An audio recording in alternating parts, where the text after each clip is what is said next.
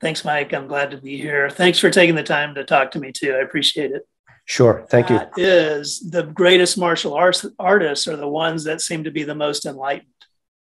They're the ones that are not aggressive. They have this great energy about them. They're super kind, humble, and they're also the best. All these more intangible are what's needed to rework the mind. The overall effect, the global effect of these eight is that they will be eight not doings of our ordinary way of viewing and practicing Tai Chi, so that you'll be able to rest rather than using will.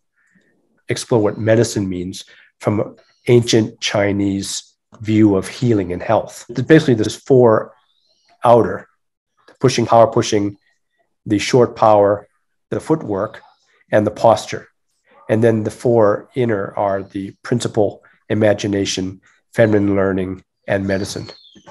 Yeah, I appreciate it. So Tim, if I would summarize, you've got physical technique, and then you've got the psychology and mindset to make those things work. The inner architecture of the organs, I think, is the real prize, because that's what I see people, even in China today, are missing. They're practicing, but they're not able to break beneath the surface to what would be called the true internal. And internal is misconceived as chi, as energy, when a true internal has to do with the higher mind, has to do with the ability to hold certain constructs in your mind as you operate them. That's the higher mind when it comes to any type of self-development. So there's an inner architecture, but it's based on the inner organs from a Chinese point of view. And I think a real benefit of this, a byproduct, but maybe the most important thing, is that I've designed this based on the Chinese mind. It really will give you not just an outer idea, but the direct experience of what it's like to be Chinese, the old style people, how they view the world in this linear but synthetic architecture of how things fit together within the network of the complete system. And that's why Tai Chi, this practice, especially competitively, you just burn out. It's so yang. It's so will and doing based and strength based. So in the end, it's size and strength and aggression that wins. What's so Tai Chi about it, except for the outer ritual? What this brings for anyone, it'll give you an introduction to authentic Chinese culture, how Yang Shouzhong perceive reality, for example, or any of the old masters who held these lineages. And I feel that that would be probably the biggest gift from this training. I mean, aside from all the benefits, it would be like, I really understand the way the Chinese think in terms of these methods and systems that they created. The Chinese were quintessential system thinkers, where they have a proverb, which is one system, infinite applications. This, in my estimation, is a very good representation of authentic Chinese thought, yet in modern terms, but it has to do with the Enlightenment. Yeah, it's very intriguing. Be able to think in a different way. But I think that it'll change your practice too. Just every move you make, it'll tighten it up, because you're going to have all this stuff working inside. And so a move will no longer be the move where your focus is on what I call body-based, feeling, connecting, even intent. That's sort of where it's gotten to right now in the modern Tai Chi practices. That's as far in as we've gotten in the modern dialogue. But that's just the tip of the iceberg. And I want to deliver the rest of the iceberg. Okay, let me ask you another question. And this one, do what you will with it.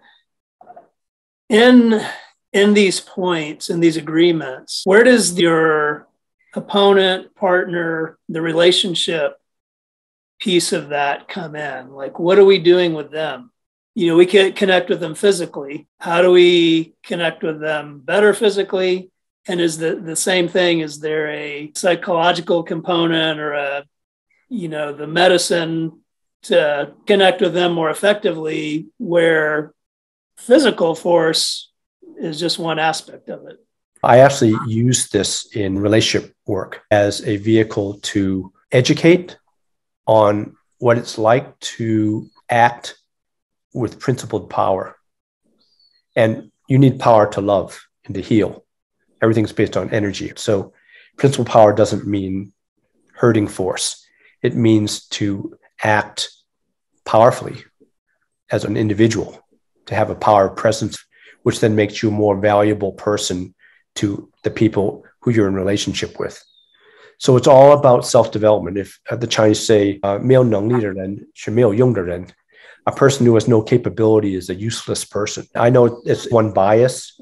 It's taking away the absolute value of you as a soul, as a spirit and human being. But that's the component that Chinese bring in now through their culture, but also through these teachings. So in relationship work, you would basically be led through certain scenarios of personal interaction that connects with the root. And the instruction would be very specific and in depth to teach you how to operate, how to use your body, which includes footwork, not just hands, to capture the opponent's center while maintaining your own and maintaining control. I call that freezing your opponent in actual self-defense. That's the highest level. Imagine you're wrestling with a kid or a younger person who's not as developed physically, and you can control them very easily, given your superior strength and technical knowledge. Well, that's where we begin in this work.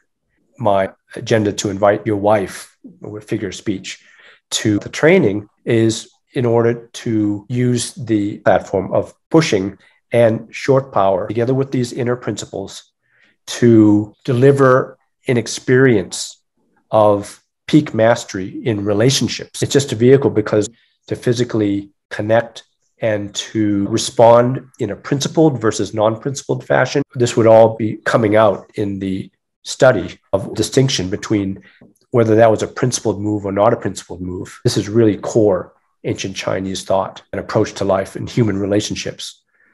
To experience that, to know what it's like to deliver power any way you want, but to deliver it in a way that's principled. That is an invaluable experience. And I believe all one needs is one experience of that peak experience of mastery of what it's like to act powerfully and in control in a relationship. When you can do it physically with someone, when you can take energy from someone and neutralize it, let's say, in a principled fashion, not in just any random fashion, but it's got to be done the way that Yang Shoujiong would do it. That's got to have an effect on the psychology. It's going to affect the way you relate socially and interpersonally, verbally with people, because the body is the bottom line confirmation of experience.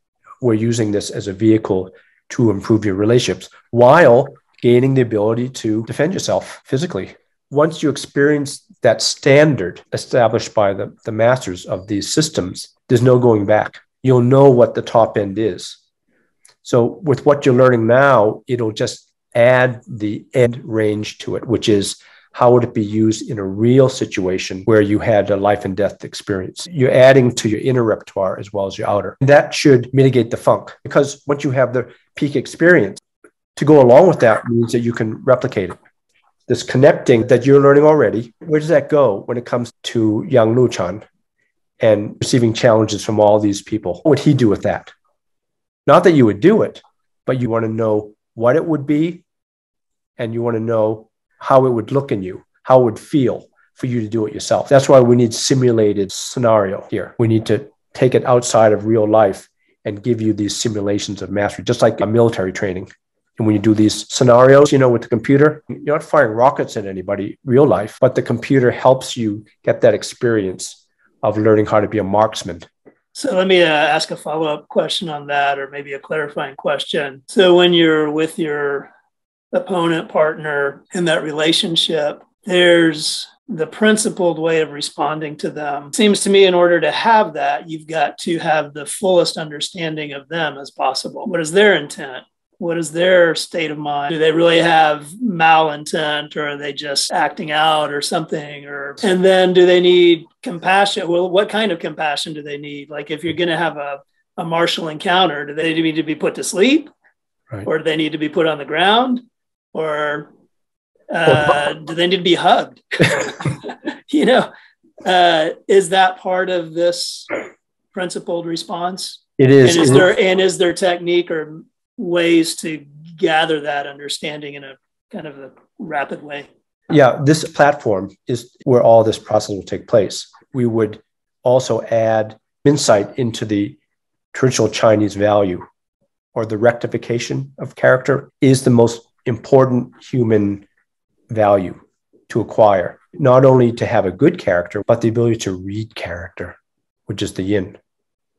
One teacher mentioned to me, Neil, just imagine the scenario of the aristocrat who invites people in for a very important meeting. In traditional China, there'd be a screen, and behind the screen sits the wife, who's maybe doing some craft with her maidservant by her side. The meeting's over.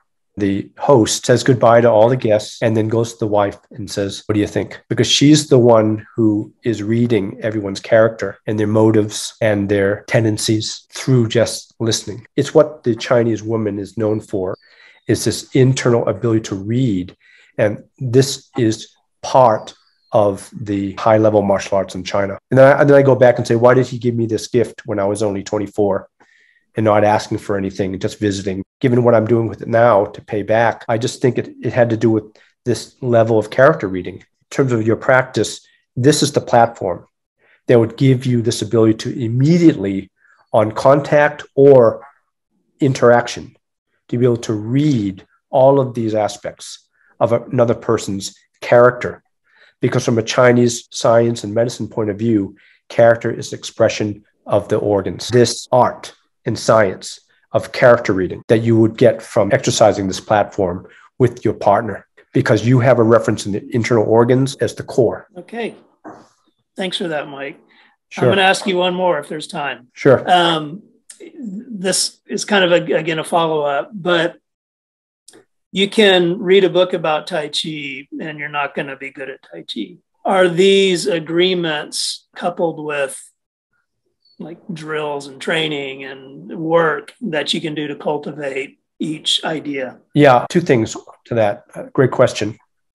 One is that you're definitely going to be led through mechanical drills, because that's how you can role model the highest level. You need some repertoire that you can rehearse and research and then incorporate slowly into your habits. The same thing with the power pushing. My aim is to give you the fundamentals, but solid fundamentals, including cautions, risks, and so forth, right and wrong doing. Because dealing with any type of power has risk. All right. Thank you, man. That's like, you've been really thorough. I really appreciate it. I mean, I still have tons of questions and I just can't wait to kind of learn more about it. But what you've given me has been very illuminating. Thanks, Mike.